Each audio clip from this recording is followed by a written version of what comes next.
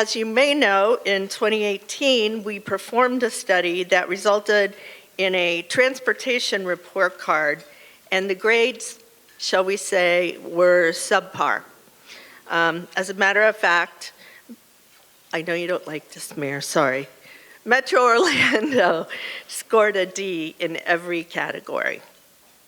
Our conclusion at that time and today is that if Central Florida intends to thrive and compete for better paying jobs and a better quality of life for all, we must get serious about helping residents and visitors connect safely, cost-effectively, and seamlessly to their destinations, whether they are traveling by foot, by bike, by car, or public transportation. Inefficient transportation for Orlando means less money for you and your families and a poorer quality of life for all. In order to secure these community-wide gains, our conclusion, this must all be supported by a dedicated source of funding. We believe the transportation referendum delivers those funds. And besides that, I brought receipts. I have the report card, and I had the mayor sign it for us, just the way your parents used to have to back in the olden days. And the mayor wrote, "We are committed to fixing this," with an exclamation point.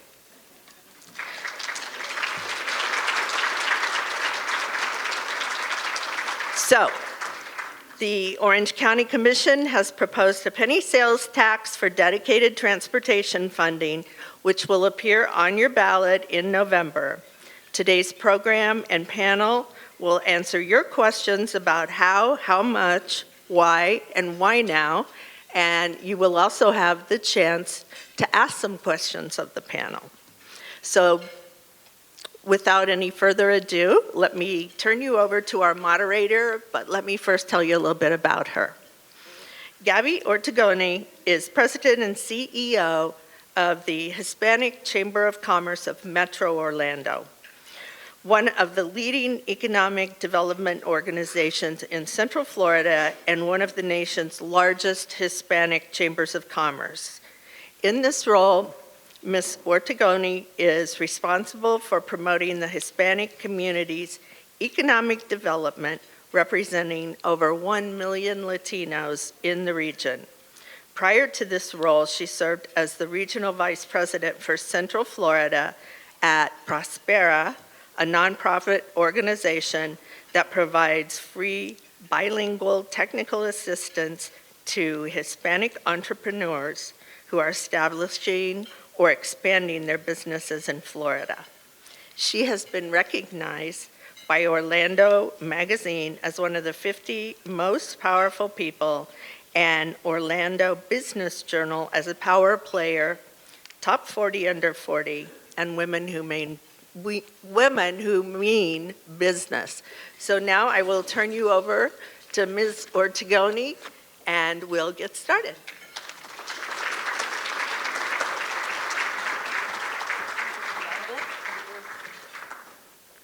Good afternoon. Thank you, Barbara. And since we're kicking off Hispanic Heritage Month tomorrow, I'm going to say it in Spanish. Buenas tardes. Hola. Thank you so much for being with us today. And it's a great honor to be invited by the League of Women Voters to be part of this very important hot topic conversation. So thank you all for taking your time to be here and joining us this afternoon. I have the pleasure of, as Barbara mentioned, moderating this conversation, and the first person that I'm going to introduce is a great friend to all of us, somebody who has done a great job in our community and has been the pioneer of many, many things, and you will hear more on his bio. But our special guest today is Orange County Mayor Jerry Demings. He's a native of Orlando. He received his bachelor's degree in finance from FSU and his MBA from Orlando College, now Everest University. He served as Orlando's first African-American police chief and first African-American Orange County Director of Public Safety. In 2008, he was elected the first African-American sheriff and constitutional officer in the history of Orange County and was re-elected in 2012 and 2016. On August 28th of 2018, Mayor Demings was elected the first African-American mayor of Orange County and was sworn in as mayor on December 4th of 2018. He's the chief executive for over 8,000 county employees with a budget of $5.4 billion with a B, and he was re-elected recently, and we're very happy to celebrate that, on August 23rd. But before I introduce our other panelists, and I also invite Mayor Demings to join us on stage, I think we first have a video for all of us to watch.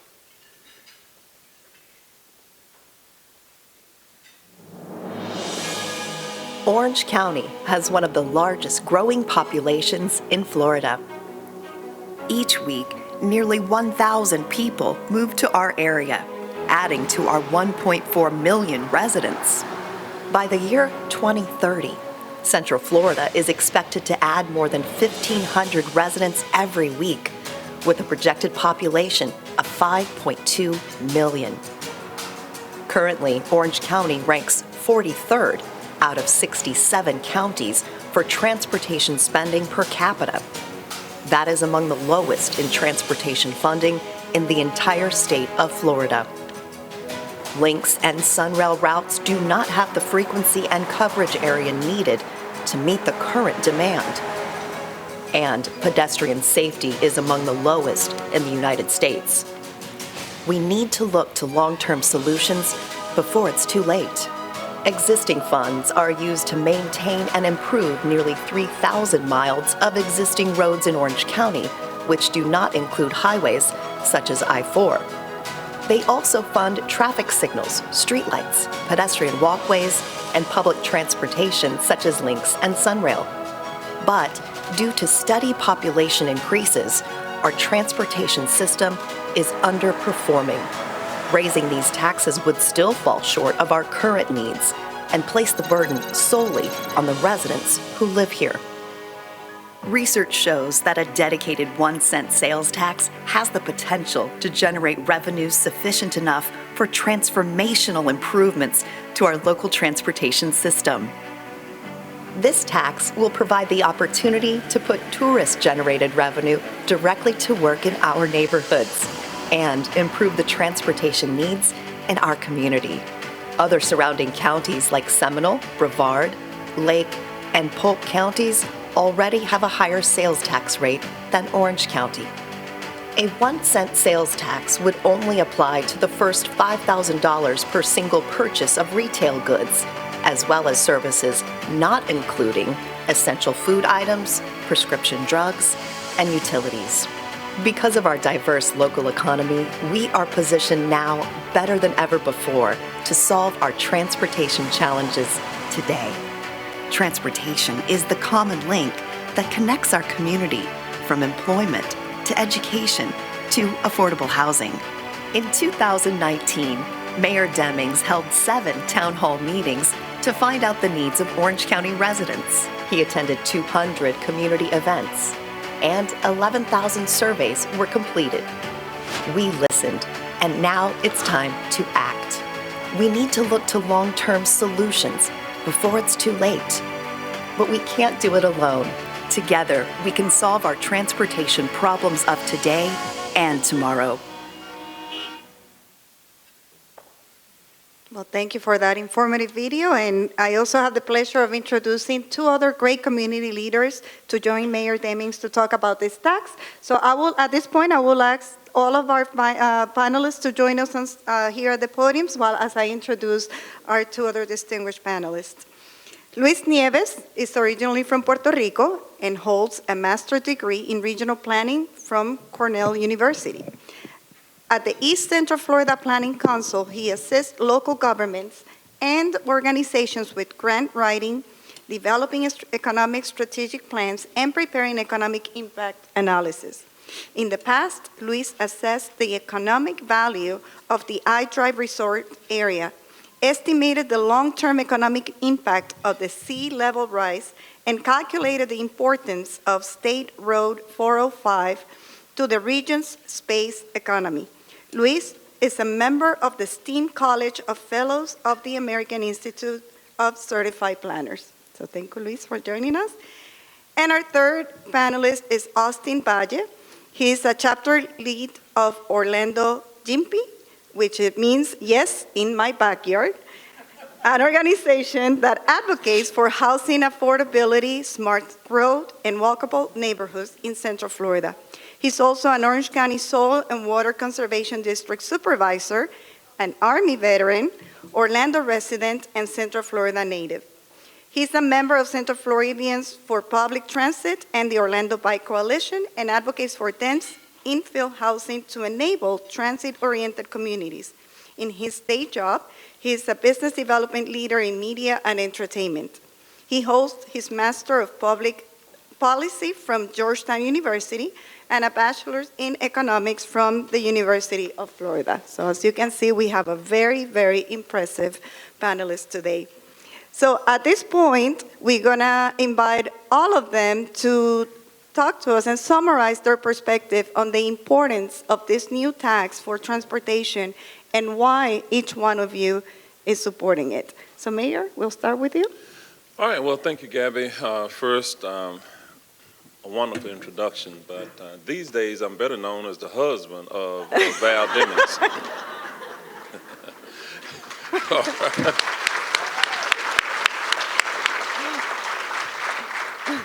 Thank you for inviting me here today.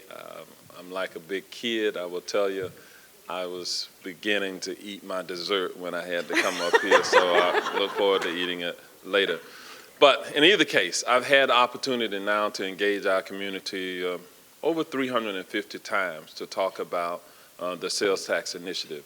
At each one of those occasions, I've asked three questions. The first question I always ask is, how many of you believe that's here in the room today that we have a growing problem with traffic congestion in our community? Would you raise your hands? Okay. That's typically what I get. The second question I always ask is, now how many of you want the leadership in this community, elected and otherwise, to do something about it? Raise your hands. Okay, that's typically what I get. The third question is probably the most difficult question I'm going to ask you. Now, how many of you, you've said that there's a problem, you want us to do something about it. Now, how many of you are willing to help pay for it? Raise your hands. Okay, there's a little peer pressure in this room, I know, going on. Because we hope that that translates into a positive vote. In order to get this vote passed on the ballot this November, it would take 50% plus one person. Now, why am I suggesting that this sales tax is the best solution that we have? We in Orange County have identified that we have a $21 billion, that's with a B, billion-dollar deficit in terms of the transportation infrastructure that we have currently to move around the nearly 1,000 new people who are moving here each week. Orange County's population would be approximately 1.5 million people by the end of this year. But within the next 20 years, it will grow by another 700,000 to over 2.2 million people. But we also have a million or so people coming here each week to visit us. In 2021, we had 59.3 million people who came here. Pre-pandemic, it was 75 to 76 million people. Think about that. Our theme parks are investing in this community billions of dollars to encourage more people to come here. If we do not come up with better solutions, the traffic congestion is going to get worse. And someone, you're going to look to someone to blame. So with that, that sets the predicate for why I am moving forward with this initiative, because I believe that we can do something transformative. This sales tax will produce over $12 billion in the 20-year term of the tax, and it will receive a 4-to-1 return on the investment. So for the $12 billion that the taxpayers will pay, it will result in $48 billion in economic impact in our community. And that's extraordinary because of the jobs that it will create, how it will deal with the environmental concerns that are growing within our community, and it will be an equity issue as well, that where low-wage earners will have a better way to get around in our community. So thank you very much. I'm glad there's a timekeeper, Brian. She's right on it. I'd have been talking on now. Thank you, Mayor. So Luis? Yeah, it's always hard to follow the mayor because he's such a great presenter. We all know that, but I believe it too. Let's say that. Well, oh, sorry about that. They told me to do that. Now you can hear me, right? Yeah, I would say that doesn't count my time, right? No, it's always fine to follow the mayor. It's my second time. He's a great presenter, so hopefully I'll be humbly following his steps. I teach at UCF, besides my job at the Regional Planning Council, and it's community economic development, so we talk about this, how history and geography such as influence a place we're living in today. And I went to my students because we were talking about penny sales tax. The last time we had an opportunity to actually vote and decide what was going to be the future of transportation in our region was 2002. That was 20 years ago. Mm-hmm. So when I tell to them, you know, right now these are juniors and seniors. So I was about your age when residents in Orange County had to make that decision and they decided to vote no. 20 years later, we have about 500,000 more residents than we had in 2002. We still haven't done anything. And it's like, is the time that we're actually going to have to basically go and wait another 20 years for us to finally decide, yes, we want to actually improve our transportation. This is all about the vision that you have for your community. It's something that planners, I'm a planner by training, that's something that we like to talk all the time. It's vision. How do you see the community that you're living in is going to evolve in the next 10, 20 years? We've been very lucky. You know, we are in the Sun Belt. A lot of people are moving here. We have the amenities. We have the quality of life, and we have the jobs. People are going to keep moving to Orange County because of those assets. Last two censuses, we have been adding at least over 200,000 residents every year. So as we're this upcoming region, and as we become this large national economic hub, we have to ask ourselves, what is the vision we want to have for our community? There's some great global cities like Atlanta or Los Angeles. And the first thing that you hear about them is that they're great cities, but the traffic is horrible. Mm-hmm. Are we willing to be another large global economic hub where people can barely move? 61 hours we're spending just stuck in traffic, according to the Texas Transportation Institute. So that's why it's really important that we ponder what is actually going to be the economic effect of not doing anything. Thank you, Luis. Austin? Well, first, I'm deeply honored for the opportunity to have been invited here by the League of Women Voters to talk about this transportation investment here in Orange County. Before I get started, by show of hands, who arrived to this event by a bus, a train, or a bike? Naki, of course, Naki and Annie. I know them in the back. It's not a judgmental question. I drove here as well, but I thought it'd be sort of interesting to see the answer to that. You know, Mayor Demings rightfully often asks about this investment, if not now, when? And as Luis pointed out, the best answer to this would have been 20 years ago. And if we had made that sort of investment, I think more of us would have been able to raise our hands about taking a train, a bus, or a bike here today. And so at this point, for myself at least, the question and the work towards is, instead, can I find an opportunity for my son in 20 years to take a train, a bus, or a bike to far more places than I have the opportunity, or that any of us have the opportunity to do today? I like to say that a city is a love letter.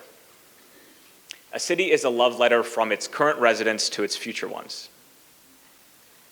You know, I'm fortunate, make no mistake, these investments will help you and I, But I'm also fortunate to be in the presence of an organization who thinks very deeply about good civicism. And so I'm going to challenge you to think today and until November, and challenge your friends and your networks to think about how this will affect the next generation as well.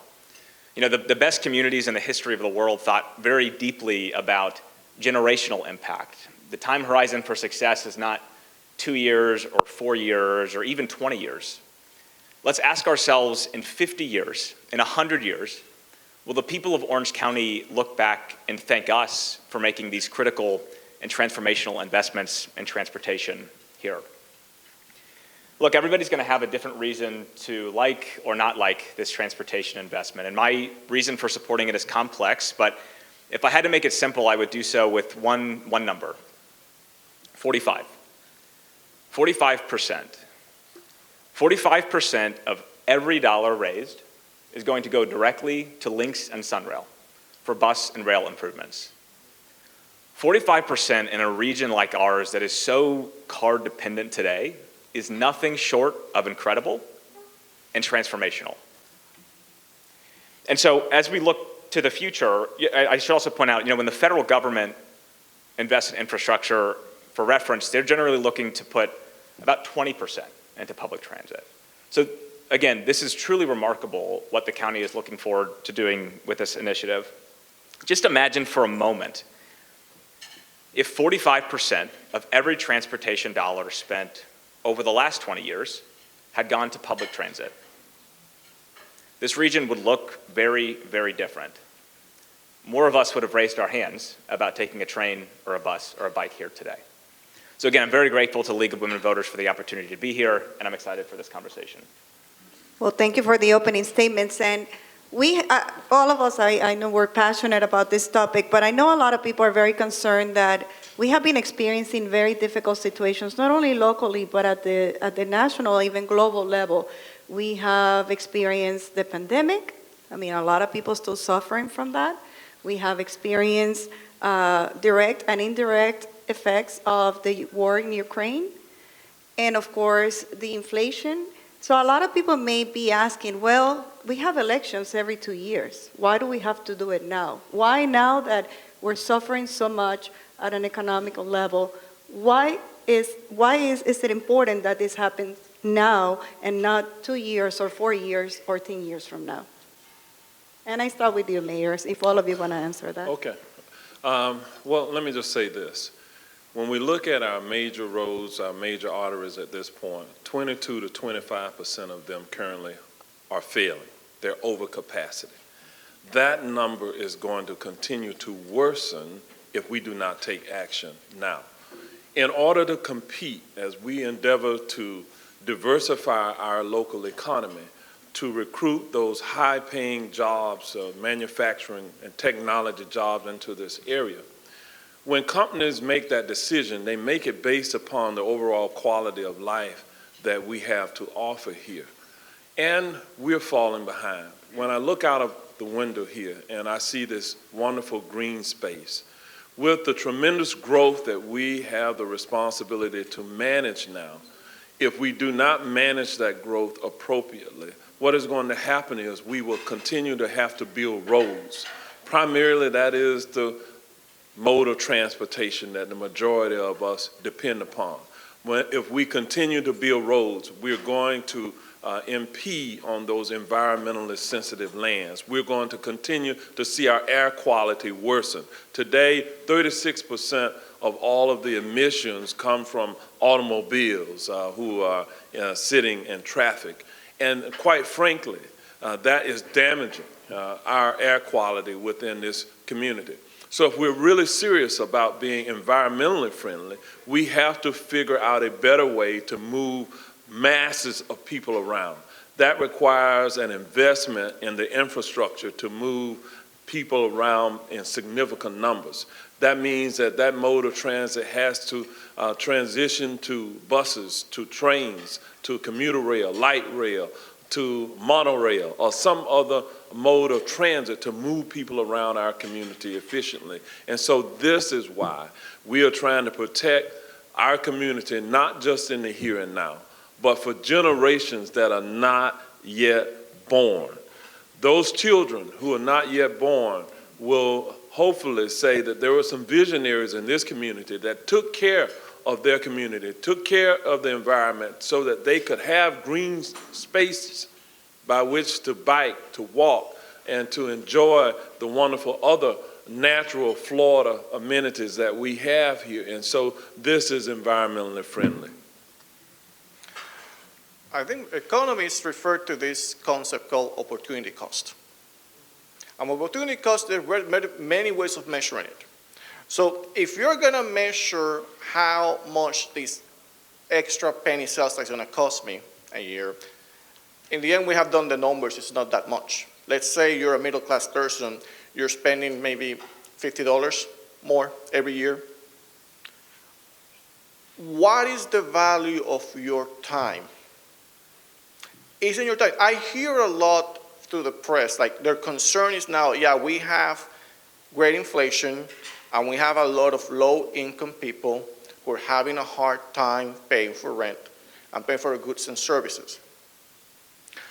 Isn't the time of those people also valuable? Because you're spending, I work at the Links building, so I see the bus, how the bus works every day. And a couple of weeks ago, it was really interesting. This woman have gotten in, she was getting out of the bus. She starts running because she missed her connection. And of course, because she was not in the right place, the conductor could not open the door. How much did she have to wait to get that connection back? Half an hour? An hour? If she's making $8.50 a year, like $16, $20, those are the real questions we have to ask ourselves. The other thing that we have to ask when we think about the future is that, and if you're middle-aged like I am, some of you have kids already, they're getting ready to get their license. Do you know how much it costs to buy and maintain a new car? Is that the only option that we're offering our young people today, or even our spouses, you know? What is the difference between going from a two-car household to one-car household? Is it $500 a month, the way things are? So when you think about what you're gonna be paying for the sales tax, versus what you're actually looking at the opportunity cost, you're actually gonna be better thinking about maybe spending a little more on some goods and services, which, by the way, most goods and services, the ones that we really need, like food and prescriptions, do not pay sales tax, by the way. But you will be able to gain time, gain quality of life, and have choices. Because this is gonna be a referendum about choices. All of us, even me, I live about 2 blocks from here, but I still want to stay nice, so I didn't walk. So most of us actually, I was probably one of the few people here who have said I could have walked if I wanted to, because I live 2 blocks from here. All of you, most of you had to come by car. So we took away a choice from you because we decided that we don't want to invest in public transportation.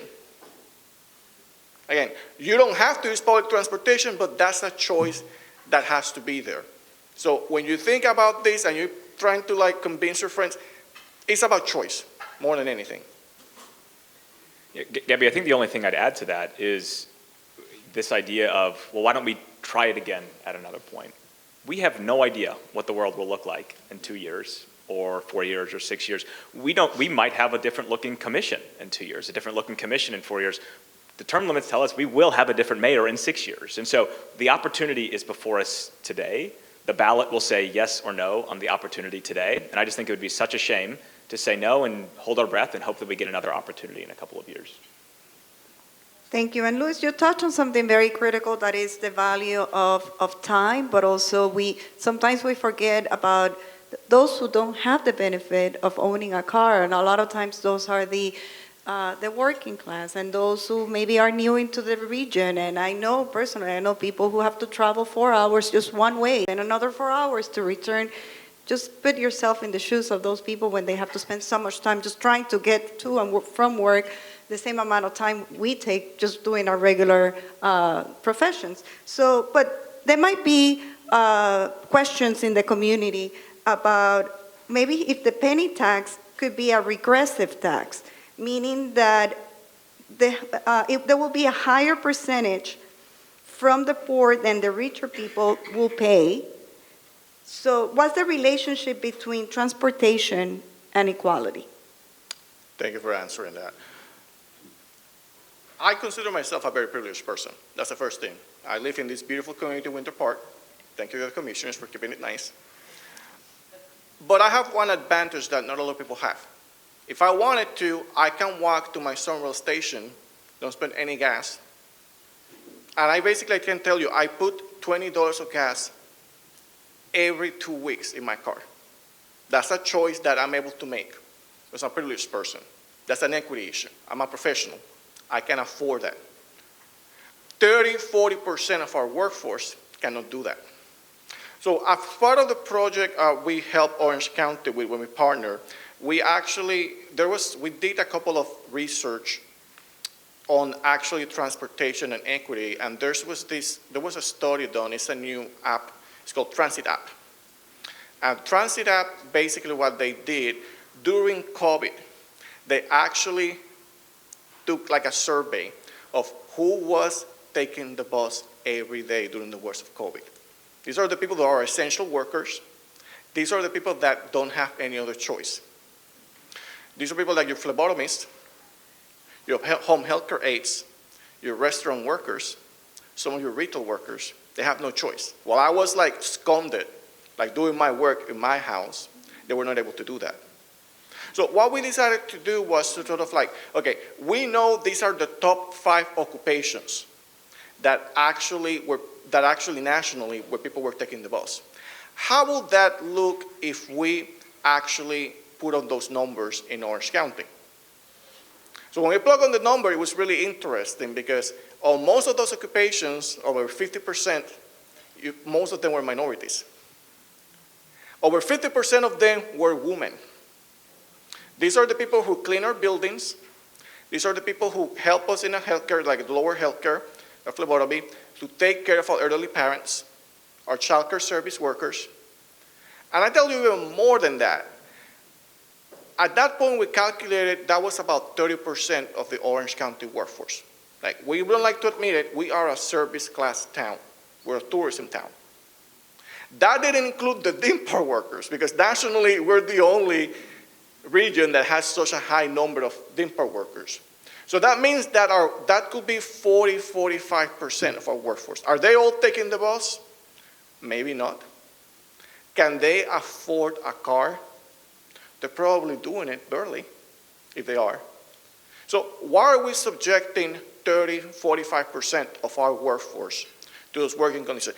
That's where equity is helping everyone start from the same place. And when we see the gaps, as government, we have to plug in those gaps and make sure that everybody has the same opportunity.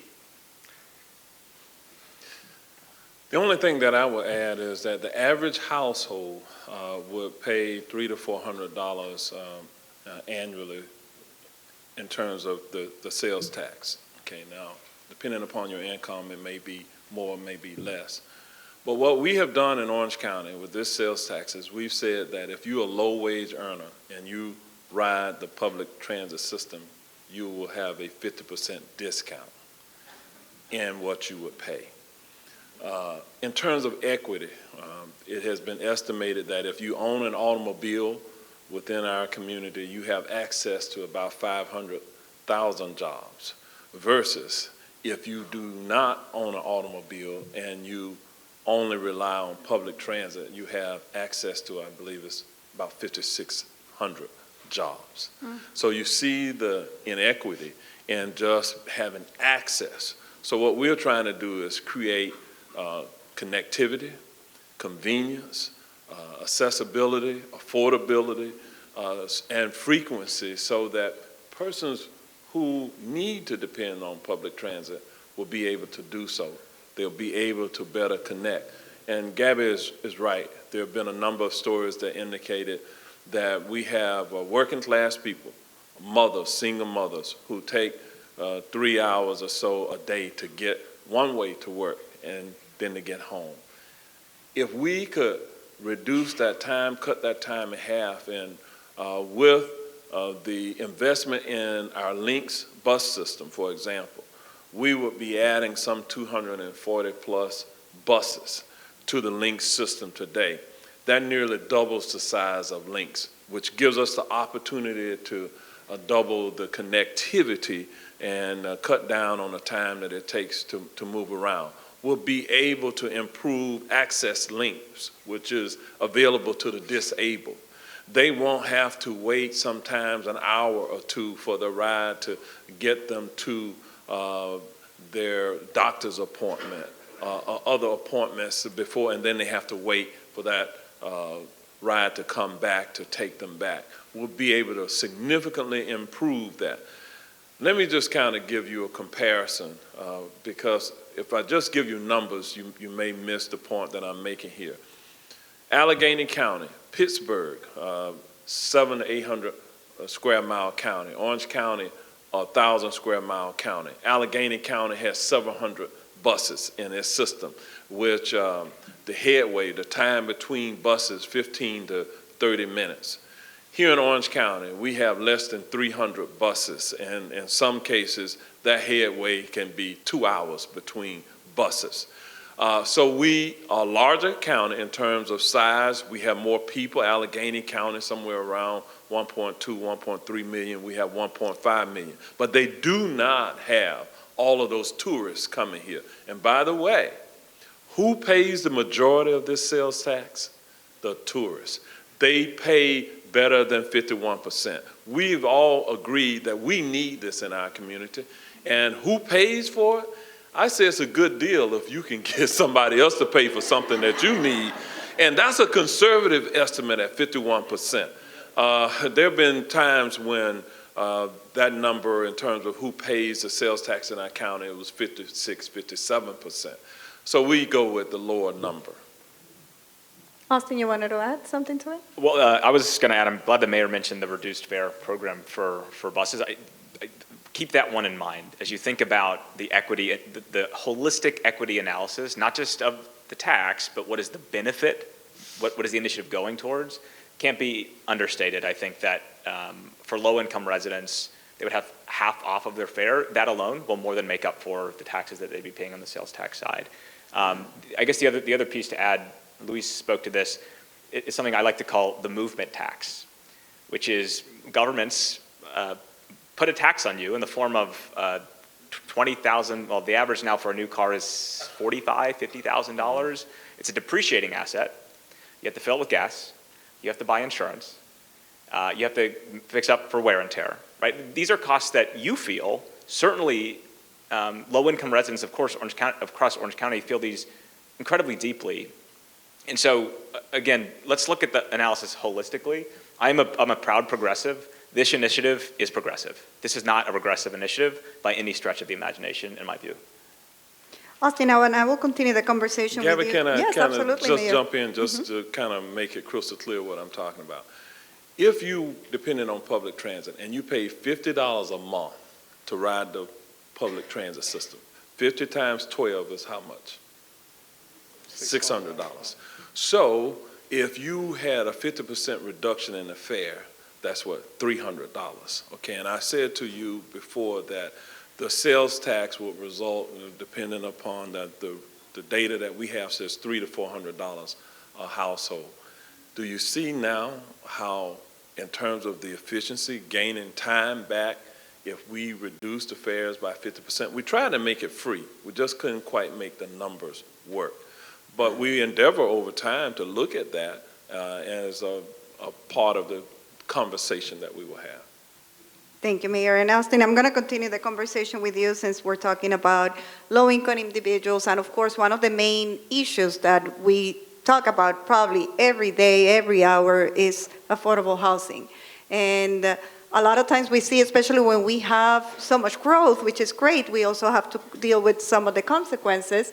And one solution could bring problems to another area. So what will be the relationship, or how can this tax affect or impact this crisis? And of course, I will ask the mayor and Luis to answer as well. I'm glad you asked about housing. Housing and transportation, of course, intricately linked. When we think about the housing affordability crisis, at Orlando YIMBY, we like to talk nonstop about the relationship between the supply of housing and the cost of housing. The fact of the matter is we need more housing in our county. Now, the county's doing a lot of great work. It was just in the news today about even more investments into subsidized, affordable housing for low-income residents. To reach the scale of the housing that we need a lot more of all types of housing. And if you look at any community across the United States, across the world, the way that you reach scale in housing is dense infill housing.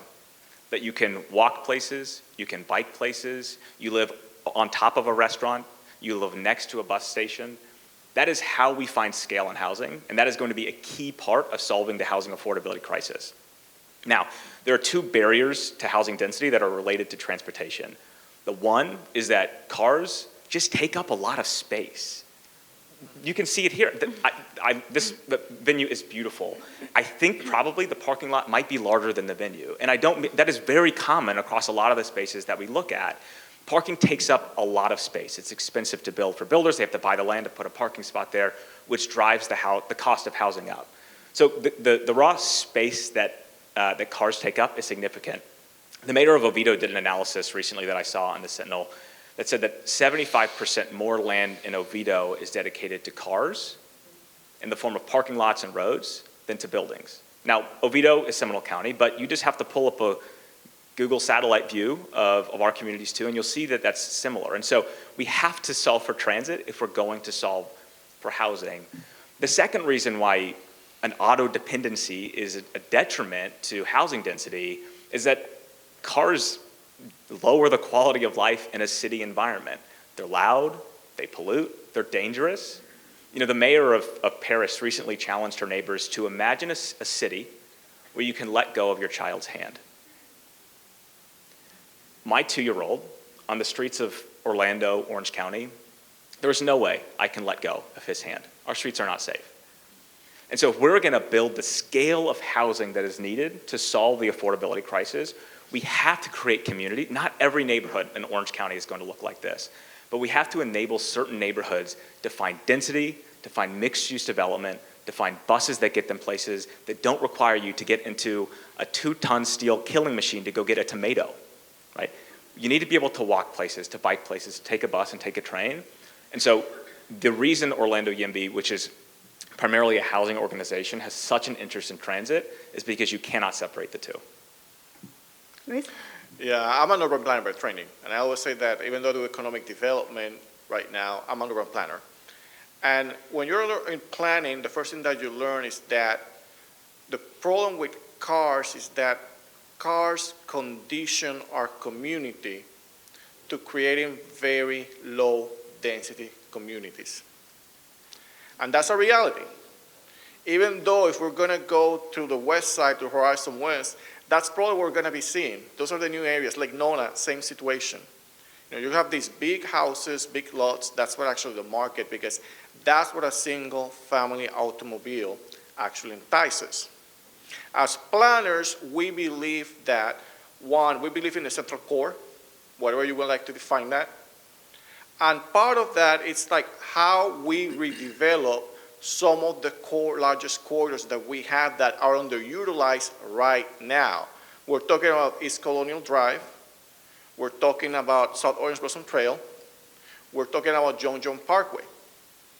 Those major corridors, if you do like Austin said, you go look an aerial picture, look what's there. Are we really using the best investment and the best on space?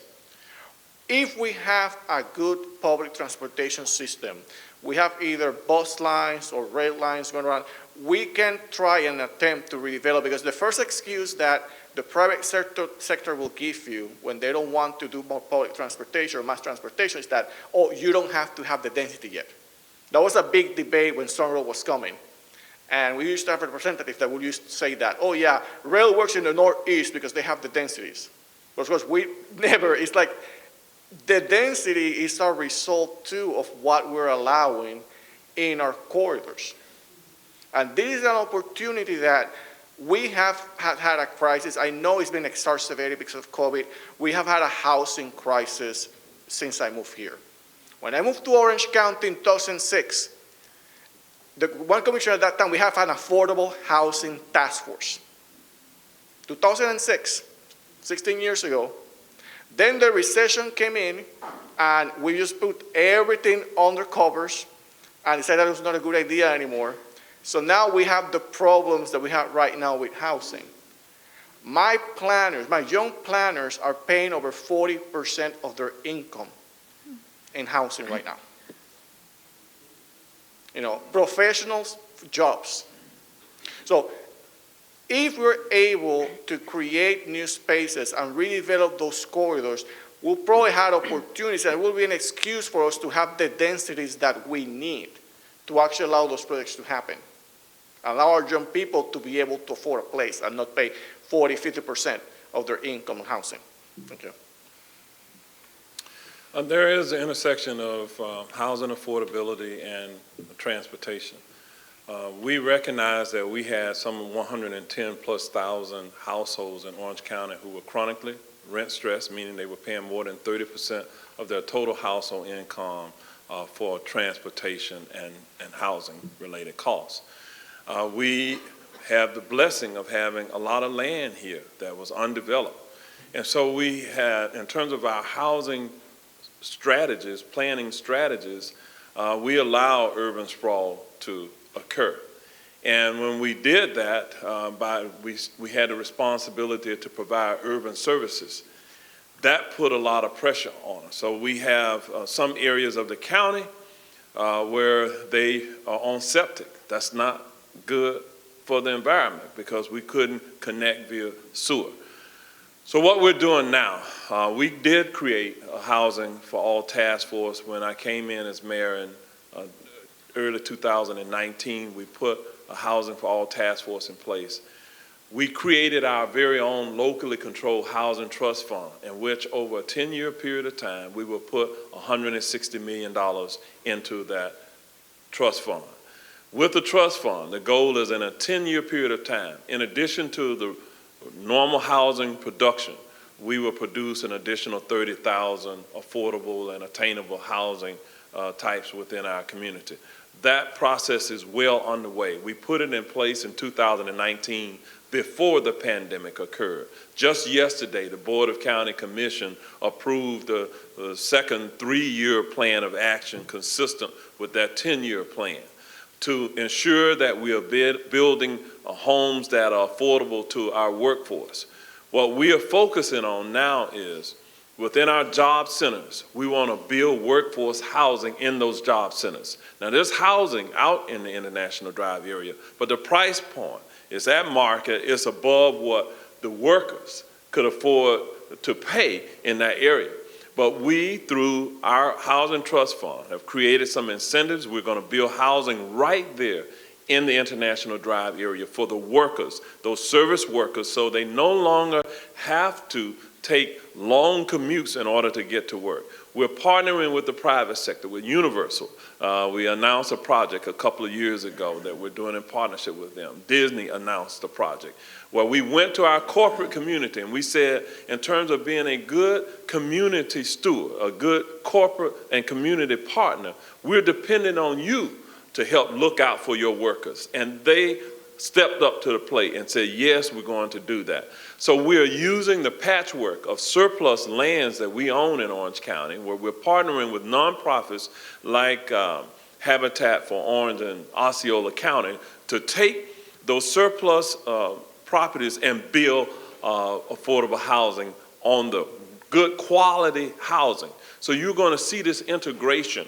We're competing for federal infrastructure dollars. What the feds have told us is that we compete better when we do transit-oriented development. In other words, when we put housing development projects near where there are transit hubs or planned multimodal stations, then we can compete better with the other emerging cities from around the country. And we're doing that because we will have, for the first time, a dedicated funding source that we don't have to guess at. This is friendly to our budget. Orange County's budget, we had our first public hearing for the budget last week. The second one is coming up. In the next fiscal year, our budget will be $6.2 billion, and not enough. Well, guess what this does? With a dedicated funding source, we free up money in our general fund to be able to address those growing social issues that we have without raising your taxes. We got the, who's helping pay for it? The tourists are going to help also pay for some of those social services. I'm going to ask one last question before we turn it to the members of the association so we can also hear your thoughts and also your questions. Mayor, I think this is a great plan. I think that many of us have been able to learn so much about the different details, and you mentioned today the incredible economic impact this will have. But one of the things that I know the constituents are always paying attention is how are we going to ensure that these tax dollars will be spent on transportation and wisely? What type of oversight is planned to make sure this is going to happen? We have a three-tier accountability system. First, there's a technical committee that's made up of representatives from the county, the municipalities, and some other subject matter experts who will first vet the projects and make certain that they are viable and they're consistent with the plan. By the way, we will put up a dashboard that you can access. I believe we will unveil it this coming Friday, where you can look at all of the projects. You can put in your address if you live in Orange County, and you can see within anywhere from less than a mile to a 15-mile radius the specific projects that will be in your particular neighborhood. Now, in terms of the accountability piece, the technical committee, then there's an oversight committee made up of citizen volunteers. Those volunteers will look at what the technical committee recommends to make certain that it is consistent with Florida law. Florida law says what we could spend a charter county infrastructure sales tax on. There's a list of the type of allowable expenditures. We are the only county in Florida that still has an elected, independently elected auditor. Phil Diamond, the controller for Orange County, will work with that citizen group to make sure that our projects are consistent with the plan, that nearly 1,200-page plan that I just talked about. And then thirdly, the Board of County Commission statutorily has to be the final decision makers. We get elected on your behalf to make decisions on your behalf, but that's how the accountability is built into the system. Thank you, Mayor. So now we're going to turn it to the league members. I believe there's going to be a microphone over here. Thank you. There will be a microphone, and I think Pat will be the one helping us navigate this process. So if you have a question, if you can please stand here to my left. You have the people to answer your questions Yes, today, so come on up and advantage of ask this them. opportunity. Need to be members and one question per person. Susan. Thank you. Good afternoon. My name is Susan Windmiller. You all have made wonderful, wonderful explanations to us as to why we should support this. So, Mr. Mayor, with your approval, I'd like to ask, based on this presentation today, how many people here will vote for this investment in transportation? Okay. So, knowing that you have such a wonderful support group here who are civically minded, two questions. One, how can we help with the passage of this investment that'll be on the ballot? And two, what else are you doing to promote this so that we get more citizens to vote yes? Okay, this is a political campaign. Whenever you ask people to vote for something on the ballot, it's a political campaign. The county cannot use taxpayer dollars to do advocacy, to ask you to vote for it. The only thing we can do is provide information and provide the awareness, but the political campaign, which Mayor Dyer and I are co-chairing, we'll raise $1 million or $2 million to communicate, because every person that we're asking to vote for it, we want you to see yourself in the narrative of the story of benefiting from. What can you do?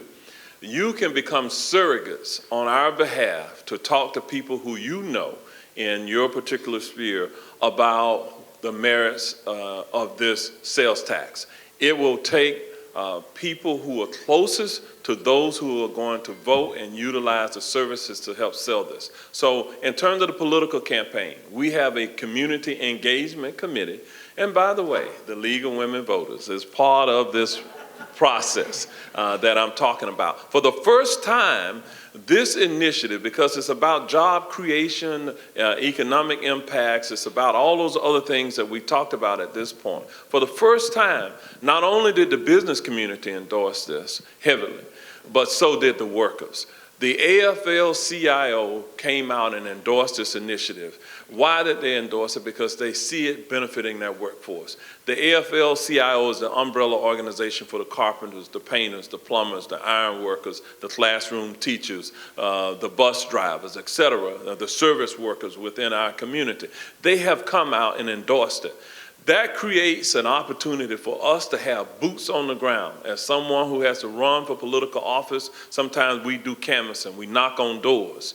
Well, it's helpful when the candidate isn't the only one knocking on doors saying, vote for me. It helps when there's other people knocking on doors saying, this is a good thing, you should support it because it's going to help me. It's going to help those workers. They see it as helping them. And if you so choose to give to support it financially, yes, we're raising money. We have a political committee called the Moving Orange County Forward.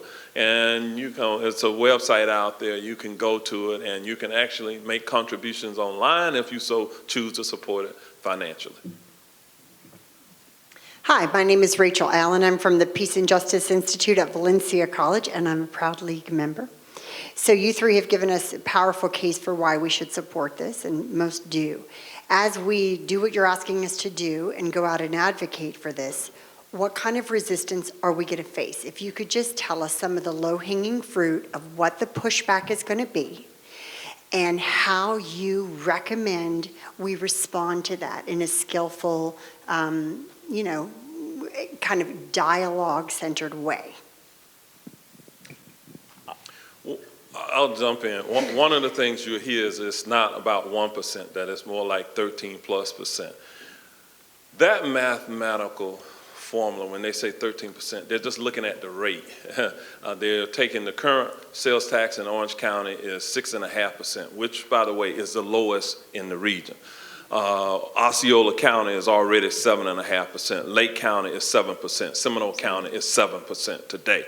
So if you were buying something, you probably should buy it in Orange County. You pay less sales tax. But so with a penny, it goes to 7.5%. So what they do is they take the rate, they take the 7.5% and they do math, and they'll tell you that math works out to like 13%. Well, the problem with that, this isn't about the rate. This is about a penny on the dollar. It is 1%. It's 1 cent on the dollar of sales tax for those eligible items that you're going to pay. So I want to at least arm you with the facts here that the state will not allow us to advertise it as a 1% tax or a penny tax if that's not what it was. It's on the commodity that you are purchasing and not on the rate itself. So you'll see some of that will float out there. You will have others who will say that it's, why do this during high inflationary periods of time?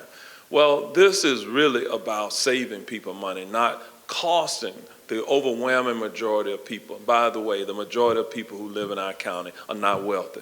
They're not middle wage earners and above. They are low wage earners. They are service workers. For those individuals, if you're in business, you rely on them to work in your businesses. This is a business friendly. That's why the chambers and the various business groups have come out and endorsed this. So it's about uplifting the entire community, not just one segment. It is about leveling the playing field for those who depend on public transit to have access to jobs, to reduce the time that it takes, that they spend each day going to work, where they can regain some time, where they can now invest in upskill training for themselves and for their families. That's what it's about. Yeah, it's on the circles in which you frequent, but two objections that I've heard are, one is I talked a lot about my number, 45% going to transit. Some will say, well, we don't want any more roads. We want more than 45%. I shared earlier that the sort of national average is 20% going to transit. And so, again, the ballot initiative is a yes or a no, and I feel as though 45% is transformative for a region like ours, and I think we can point to some of the upgrades to links and Sunrail to that point. The other one that I've heard a lot of, and we addressed it up here, was people will call it a regressive tax. And I hopefully we've armed you and you all with some information around the reduced fare program, the opportunity cost of time for our workers, the endorsement by organizations like the AFL-CIO to point to the fact that, no, this is a pro-worker initiative as well to offset some of those talking points. Just want to let everyone know that we have about 5 minutes left, so please remember to keep your question very brief, and of course to our panelists also to be conscious of our times. Hi, I'm Annie Lott. I'm with Central Floridians for Public Transit. My question is addressing the investments in Sunrail and commuter rail. There's been a lot of investment in commuter rail, but we wanted to see if there would be investments in regional rail as well, such as the Orange Blossom Express line and the Sunshine Corridor. Thank you. All of that is a possibility. In terms of the buckets, off the top, we said that we would invest 45% in transit and transit-related items, roadways, et cetera. Then 45% goes to Orange County. Nothing says that Orange County can't use a portion of its 45% in some other functional area. 10% goes to the municipalities. So that's the annual revenue is projected to be $600 million. So 10%, $60 million goes to the cities, and they can use it how they so deem appropriate as well. But I would also say that we do contemplate expanding the Sunrail. In terms of a regional emphasis, Orange County is the hub of the entire region. In order for us to be successful as a region in moving people around, Orange County, the hub, has to have its act together first. We do contemplate that there's an opportunity perhaps to put train sets on the Orange Blossom Express line, which is the heavy rail line that leads from downtown to the Apopka area. And you can see it running down 441. In order to put commuter rail on that, we would have to improve the rail bed, and there's a cost, but we don't have to acquire a significant right-of-way in order to be able to do that. We would have to ride, that belongs to someone else. We would have to pay to ride on that line, but we would be able to have a east-west kind of a connectivity. We contemplate connecting the airport to the International Drive corridor. Again, that connects to the north-south Sunrail, and we could get workers who live east or west of the main Sunrail line, and then the bus system. It's all interrelated. So this is how we would plan to do that. Again, if you care to go to that, go to the website, ocfl.net/transportation. You'll see some connectivity, and you can see some of the conceptual things that we will be doing over time. Hi, I'm Susan Sussman. I live in East Orlando, Waterford Lakes, Avalon Park, and it keeps building and building and building. The roads do not widen. And I'd like to know why, and maybe, I don't know if the tax will affect school buses. Why is it that children have to live a mile or further from the schools in order to get on a bus? The traffic is abominable. I cannot get out of my neighborhood between August and, May when school ends. And the planning is poor. But could this affect increasing school buses, and maybe because population is increasing within each mile? Why can't children start getting on the bus if they live closer to school? Now, they are riding their bikes, but the cars are increasing, so parents can get them to school. Luis talked earlier about bus rapid transit lanes. We anticipate that in major corridors, Colonial Drive from the university area as far west as Winter Garden, that we would build dedicated lanes just for buses.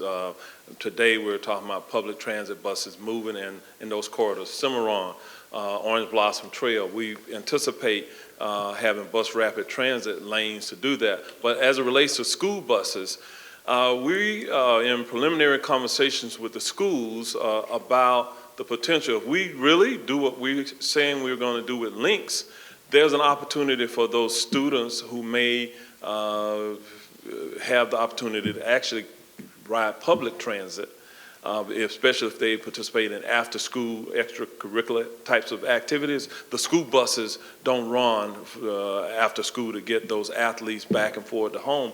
We would, hopefully with the kind of connectivity that we envision, those students will be able to get on that public bus system and utilize it as well. So I know we're out of time, but there's a lot that we could talk to you about in that area.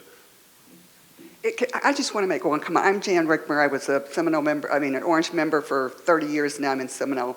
But I think you're missing a sales opportunity, because most of what I've heard today talks about the system for the economically disadvantaged. I want it to work for me too. I'm getting ready to retire. I want to do, in my 80s, I want to be able to ride my bike over to Sunrail, jump on the Sunrail, and go wherever I'm going. I don't want to have to drive. So I think you're missing a sales opportunity there, because I haven't really heard anything about. So I'm like you. I can draw Social Security today if I wanted to, but you're precisely right. For our seniors will get a 50%. They do today get a 50% reduction to ride public transit, but it is about connectivity for them as well. To the senior living facilities or their homes. We will offer the access links and the increase the number of fixed routes that will create additional opportunities for our seniors. So with the marketing plan, depending upon the demographics, depending upon where you live geographically in the county, what maybe the selling point for you is different. If you're a senior, if you're a young person, it's different. So we have a whole communications plan for each one of those demographics. We know it because actually we had done 19,000 surveys to date, where we took input from our residents about what it is they wanted to see in the system. We built and designed the system for those individuals who responded to the survey. And so we know demographically we have done overlays of the surveys to the precincts where individuals will vote. And so there will be mail pieces, radio pieces, and multiple languages, etc., to address that. We just kind of didn't have a lot of time to get into all of it today. Okay. Can I ask a question? Another question? No. No, I'm sorry. Thank you. No, we just need to make sure we have I'll be here question. if I don't answer your question. I'll be here to stick around for Sorry. I'm sorry, Elizabeth. Well, thank you so much, Mayor Demings. Thank you for your time. Luis, Austin, thank you, Mayor. We're going to let you go back to your dessert. It's still waiting for you. We make sure that nobody touched it. But thank you for this incredible information. I also want to highlight that on your tables you have this fast facts on transportation. Please take them with you. Not only take them with you, read them. And I actually invite you to bring it up as conversation starters with your families, with your neighbors, with your friends. You'll be amazed at how much information still needs to go out there. And right now, you have become allies. Hopefully, all of you have learned so much about our great panelists. And now you'll be able to provide more information and help the mayor and help his team to pass this important tax that we need so much in our community. Thank you again to this great organization, to the League of Women Voters, for the opportunity. And now, I'm honored to pass the mic to past President Sue Gilman for some last remarks and announcement. Thank you. Thank you very much to our panel. You guys did a really, really terrific job. I know I learned things. I hope you all learned things also. And I hope when it comes to Election Day, whether you are voting by mail or early or on Election Day, that you will remember all the benefits of this program, of the penny tax. Also, I know everybody wants to get going. I have a few announcements. Please stay seated while I get through them. It's not going to take me long. Okay. So I want to thank the Hot Topics Committee for putting together a terrific program. And I also want to thank our Transportation Committee, led by Theo Webster, for staying on this topic for so long. It keeps us, the members of the League, informed about what's going on, and we appreciate your work so much, Theo, we really do. On another note altogether, another committee, our DEIA committee, Diversity, Equity, Inclusion, and Accessibility Committee, has requested and been granted by Mayor Dyer a proclamation, this happened on Monday of this week, declaring this, and I just want to say it correctly, Disability Voting Rights Week. And that is this week that we're in now. And it is because of our DEIA committee that Orlando has established this. So again, kudos for the hard work. And I just want to show the proclamation. I know you can't really see it, but it's an important thing and a big deal. Ooh, and I almost dropped it. Okay, next. So our next Hot Topics, which is always the second Wednesday of the month, you can put it on your calendar, is about the ERA, the Path to Full Citizenship for Women. Like the National League, the State League, 60% of the population, our league supports reproductive rights for women. But the ERA is about so much more than that. And really, please plan to come next month, put it on your calendar, so you can become fully aware of something that, when I was a teenager in high school, I wore a bracelet that said ERA, and yet we don't have an Equal Rights Amendment now. So anyway, hope to see you all then. Just a couple of more things. There are some handouts on your table about Peace Day, which is being held here during Peace Week. It is our partner, the Peace and Justice Institute at Valencia, is putting it on, and this will be a family-friendly event here. So bring your children, your grandchildren, your parents. We would love to see everyone there. And then last, just a couple of updates on events that we have coming up. First of all, I want to make a plea. We, as you know, the League sponsors through the Adopt a Precinct program with the Supervisor of Elections. We have 6 or 7, I'm not sure exactly how many we have, but we staff voting precincts on Election Day, and we are needing a few more volunteers. Mary Montanus is the coordinator of that program. You can find it on our website, but if you've ever thought that working at a precinct is something that you would like to do, I encourage you to participate this year. Of course, they're all important election years, but this is a very important election to prove and demonstrate and show that elections are free and fair. So then, with regard to events, the President's Chat, that's the presidents, the co-presidents of the League, Barbara and Nicolette, are holding it on September 15th. The time has been changed, and I'm not exactly sure what it is, so please check the time is 1:00 p.m. It used to be 7, but now it's 1. So please plan to bring your questions to Barbara and Nicolette then. And then we also have a new thing, Grassroots University, which is being held September 20th at 6:30 p.m. via Zoom. And then the League Showcase and New Member Orientation, which is so important if you are a new member. You can really have a great opportunity to learn a lot about what the League has going on. That's October 6th at 6 p.m. at the Winter Park Community Center. And that is the end of my announcements. Thank you so much.